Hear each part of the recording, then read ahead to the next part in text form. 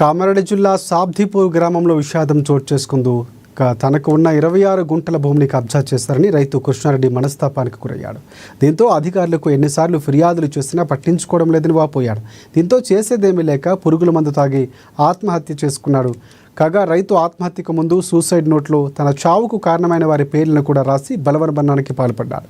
కుటుంబ సభ్యులు ఫిర్యాదుతో కేసు నమోదు చేసుకున్న పోలీసులు దర్యాప్తు చేపట్టారు. నేను పెద్ద కూతుర్ని.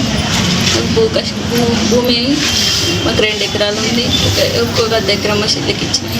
ఇంకా 1.5 ఎకరం ఉండాల్సిన భూమిలో ఎకరమే భూమి ఉన్నది. 26 గుంటలు రాలేదు, అందులో లేదు కొలిస్తే మేము కిలక్సర పెట్టి కొలిపించినాము. అందులో తక్కువ ఉందని చూపిస్తే ఎకరమే ఉందన్నారు. మొత్తం అన్నీ కొలిపిస్తే పక్కల దాంట్లో ఉన్నదని తెలిసింది. అలా హద్దులు వాదించారు. ఇచ్చినా కానీ వాళ్ళు మాకు ఇవ్వలేదు.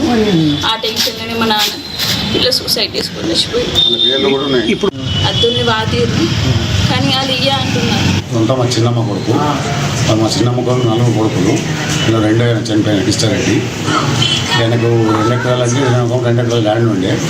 ఆ ల్యాండ్లోకి వెళ్ళి వాళ్ళకి ల్యాండ్ తక్కువ వచ్చింది. తక్కువ వస్తే అప్పుడు ఎంఆర్ఓలు ప్రేమ్ కుమార్ గారు ఉండే. ఆయనకి స్టేట్ కాంప్లైంట్ ఇచ్చినాము. అది ఏయంగా సర్వేలకు ఇళ్ళకు వాళ్ళకి అందరూ చేపించి పంపించారు. అద్దెలు వాదించారు.